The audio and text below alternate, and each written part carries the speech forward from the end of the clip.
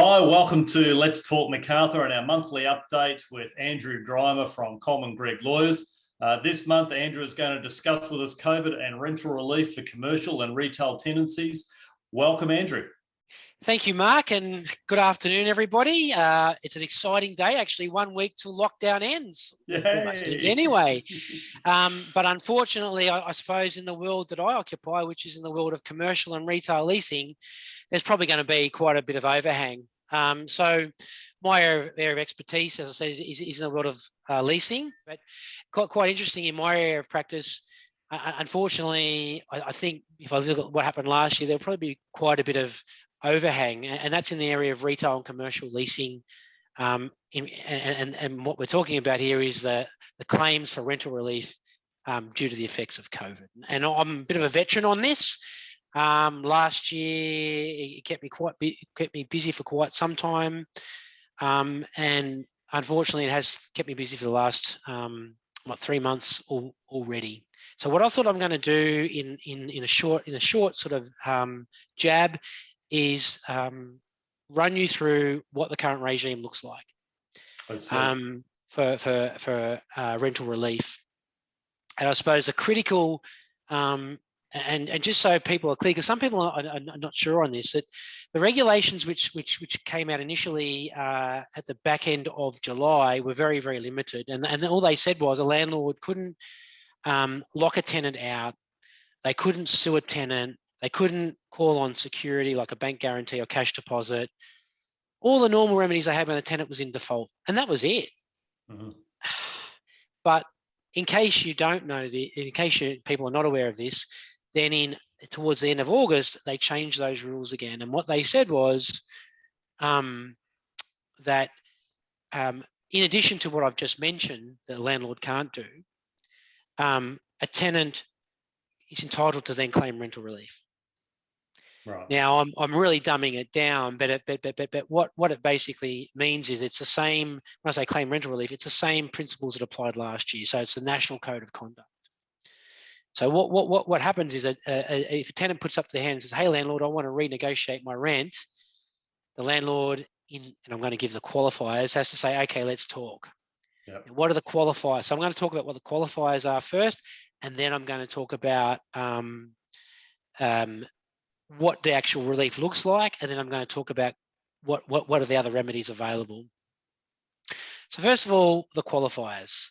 The tenant has to be what's called an impacted lessee. So what does that really mean? It means that their turnover has to be under $50 million a year, number one. And number two, they have to have qualified for one of those 3 NSW schemes, for assistance. And we're talking about JobSaver, Small Business Grant, Micro Business Grant. Yep. And I think most people in business now have seen these schemes that have been in operation for long enough to know what they're all about and how you qualify for them. But the big one is that your turnover has to have fallen by 30%. Yep. So, so a tenant has to prove to a landlord that they have qualified. And the way they qualify, you get a bit of paper from the state government that says that, with that lovely, Waratah flower on it that's got the Service New South Wales. We've all seen it. Yeah. So it's that. I think that must be the monogram of the year. The amount of times I've seen that in different things with COVID. Obvious ones like hospitality, restaurants, cafes, that sort of stuff. Yeah. Yeah, but any tenant can actually, if they can claim that, if they can show they're an impacted lessee, they can put their hand up if they can then show their fall in revenue. But the first thing is you're an impacted lessee, and that then means that even if you can't get rental relief and you're not paying your rent from the period from July until what we call the prescribed period, which ends in mid-January, the landlord can't lock you out. They can't sue you. They can't do anything, right? Then it becomes a question of the rental relief. Now, what they've said is, let's look at what the Code of Conduct that was released last year. Remember, that was released by the federal government. And remember, that came out it was around sort of Anzac Day, a little bit earlier, actually. And really what it said was a landlord must look at the fall in the revenue, and the tenant is entitled to rental relief on the basis of the fall in the revenue. And then what we do is we then say, okay, that relief is then split it's actually not, when we say relief, that doesn't necessarily mean no payment of rent. It's split between what we call waiver, which is no payment of rent, and deferral, which means you've got to pay it back someday. Yeah. And what the regulations say is at least 50% of that of the relief must be that waiver. It can be more, it can be less, but it's got to be at least 50%, but you can negotiate differently. And in most of the cases I look at, it always lands on the 50%. And then the deferral gets paid back over a period of at least 2 years, or even longer, depending on the term of the lease. But the parties tend to negotiate a shorter repayment of that deferral. So that's important. That could be tough on mum and dad investors that have got commercial premises as an investment property. Very much so. And this is the thing. So my practice is diverse enough that I act for both landlords and tenants. So we all tend to think of the poor retailer generally who's been locked down for months and all that, and I really feel sorry for them. But at the same time, those poor private investors, and I've got a few clients who are like that, well, how do they pay their loan? And so what I say to those clients is two things. One, go talk to your bank. The banks will be open for the discussion. What the banks more want to see is some sort of certainty of a plan that's been implemented, either a written agreement or a letter or something that shows that you've locked something in for ultimately the recovery, or that you're going to get, this period is a finite period. It's not ongoing, where the tenant's not paying the rent. But secondly, there are a couple of state government schemes that have been discussed, but I will query the effectiveness of them. One of them is that land tax relief. So effectively, a landlord is entitled to land tax relief, but they've got to pass that land tax relief onto the tenant. Costs a whole lot of money to talk to your accountant about how to get it done, and you don't get it until you've given the tenant rental relief. But it's a nil all draw, and you've got to prove to the state government. You have to then prove that your tenant is an impacted lessee. Yeah. The other one was the other scheme in place is it's a grant the government gives to landlords of up to $3,000 a month. It's a $40 million fund that will stay in place till it's exhausted. It comes in place now in October. No one knows actually how it's going to work. The landlord doesn't get $3,000; they get up to $3,000 depending on the extent of the relief they give their tenant. And they don't get, if they give land tax relief, they don't get it. And so no one even knows how it's actually going to work and be administered, to be honest. so really, 100%. So it'll be a bit of a suck and see to see how that works, but it only applies if at least 50% of your assessable income comes from that one rental property, and that rental property is a value of less than $5 million a year, or $5 million or less a year. So it's not a lot of people that will. Some people will be able to get it, but not all. So that's a critical point. So really, all the landlord can do, and my advice to landlords is negotiate and get it resolved as quickly as possible. You're going to have to wear some, lose some paint. So the best way to lose the paint is to turn the other cheek and get it resolved, because the longer it drags on, the longer your tenant's not going to pay you anything. Yep. And ultimately, you can't turf a tenant out until such time as you get a certificate from the mediator that says the mediation failed. So you've got to go to a mediation first before you can then lock your tenant out, sue your tenant, whatever. So the that certificate is vital.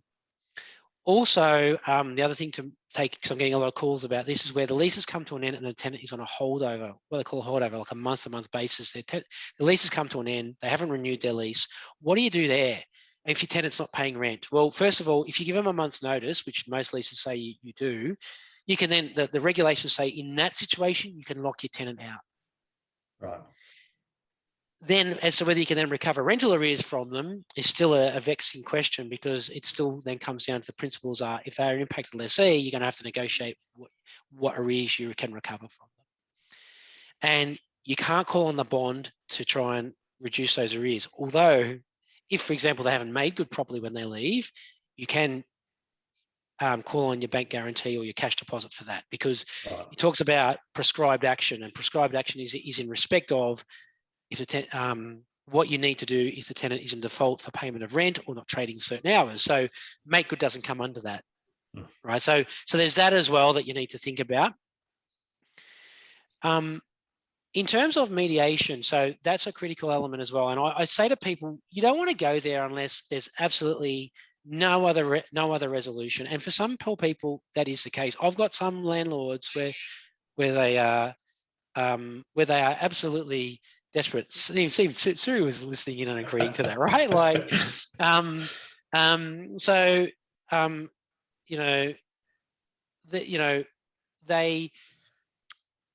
there are some situations, and I've got these clients where they're at the point of, like they can't, these landlords need to resolve this. These tenants are having a go or trying it on or being stubborn, either because they can or because there's some long-standing enmity between the parties that happened 2 or 3 years ago and it's payback time, right?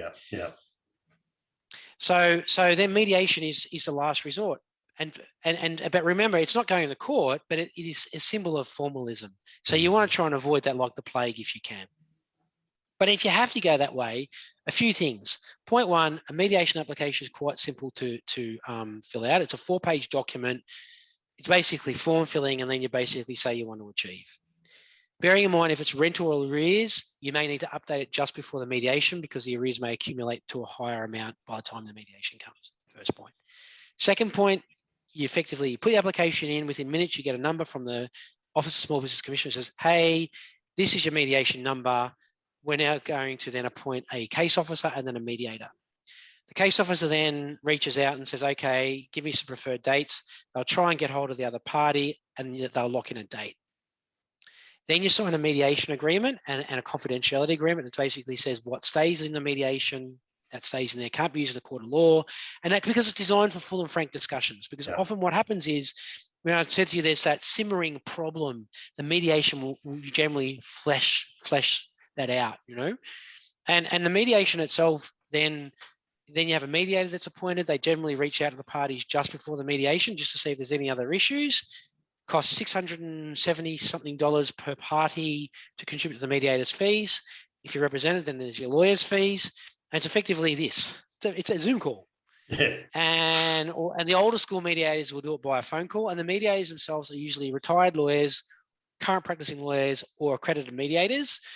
And their job is not to be a judge, but to steer and guide. Yeah. So they'll let each party have their say, and then they'll say, oh, but have you thought about this? Or have you thought about that? And then the parties will break out into their own little meeting rooms. The Zoom can do all great things. And, each party will have a chance to consider what the other party has said. And the good mediations, it'll become then a question of spreadsheets at 60 pages to work out the full extent of the fall in revenue, based on provision of BAS statements or MYOB reports or whatever. The really easy ones get finished by about 2 o'clock, and they usually start at 10 o'clock. The really hard ones go till about 7 p.m. and the really terrible ones get held over and get adjourned, and they may never resolve. And I've done about 8 of them now over the last 12 months. And I've had a reasonably good success rate. About 6 of them I've settled. A couple of them I haven't been able to settle. And often there's some other agenda at play, or just stubbornness. And where what you end up with is a bit of paper that says, like this in your other career besides Let's Talk Macarthur, your other business, you end up with a heads of agreement, if you like. And so it's sort of like a almost like what you see in sales and leasing, where you have a summary of the terms, and then everyone agrees that over the week you'll then draft a deed of settlement, which makes you reflective of what the deal is. And it becomes usually it's around, we're going to pay off this amount of deferred, this is what is waived, this is what's deferred, this is when it's going to be paid back. And often you'll bundle up the deferral in and the arrears in a deferral payment per month until it's paid off, with a rider that if it doesn't get paid or there's any default, it's treated like a default under the lease. And that's why that deed is important.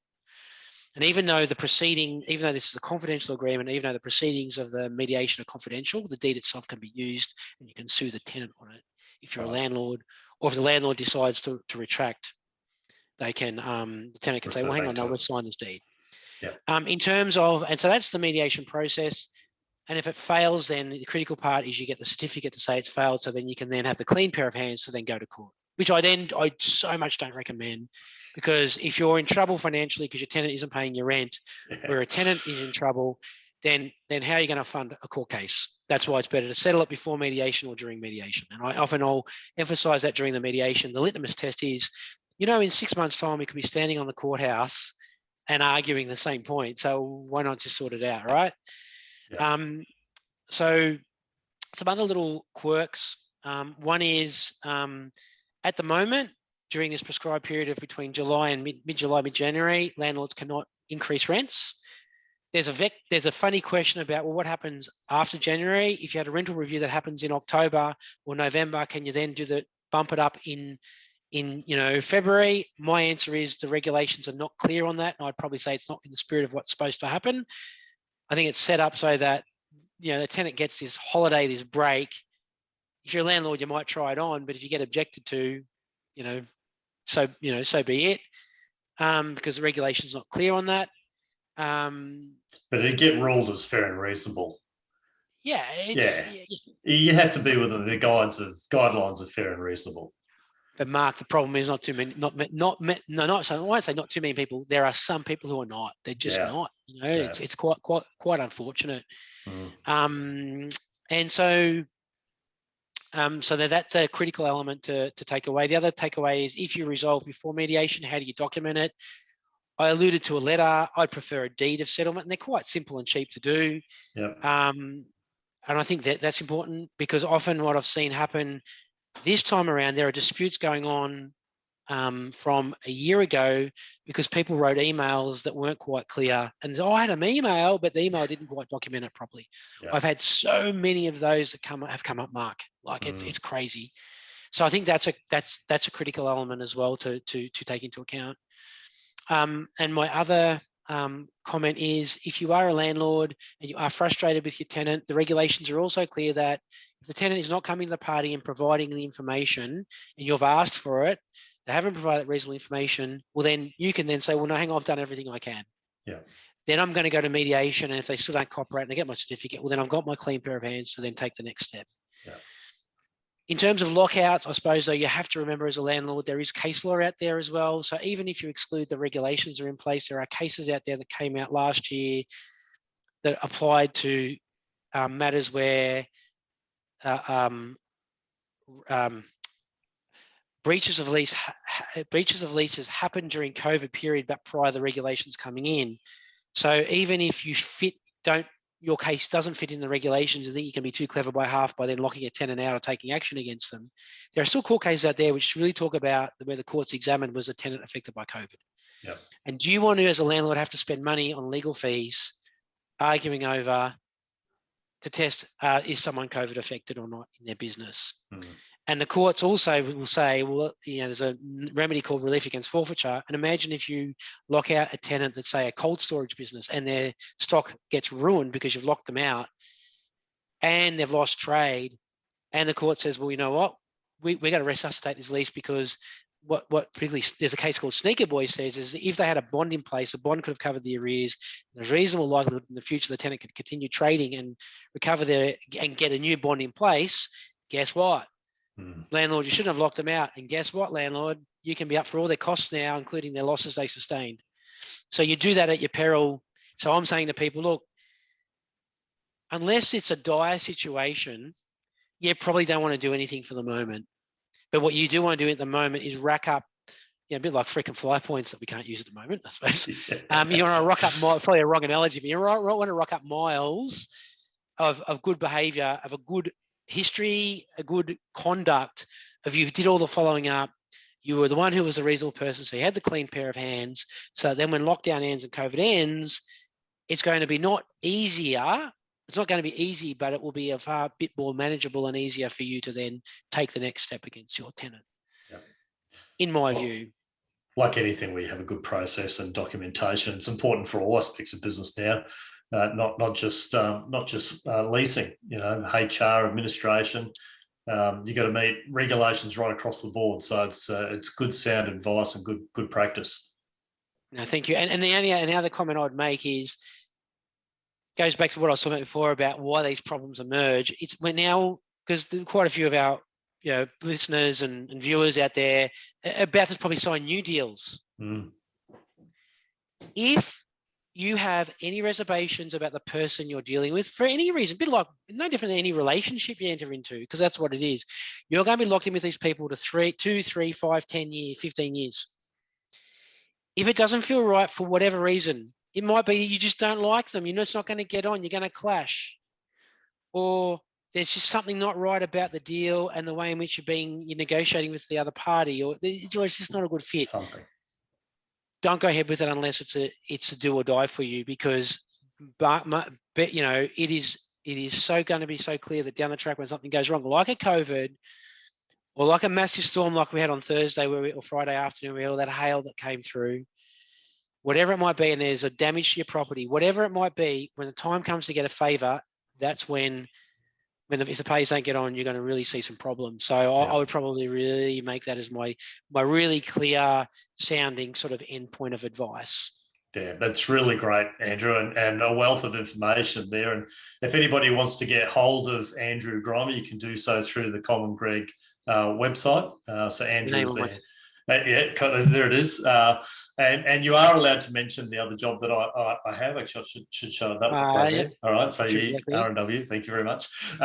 So we will be back with Andrew again next month with some more legal tips, advice, information. Yes. I think these sessions are really valuable. So the good thing about people that can subscribe to Let's Talk Macarthur or pick it up on the socials, because we probably get more views and listeners through the socials than we do any other place. It's fantastic for them to be able to pick and choose as to what information that they want to garner and get information from. But if you do need to contact Andrew, go through the Coleman Greig website and you'll be able to find him. Andrew Grima, Head of Property Law, thank you very, very much. And I look forward to catching up with you again next month. Yeah, me too, Mark, and enjoy the reopening. Yeah, absolutely. Woohoo. Thanks, mate. All right, guys. See everybody.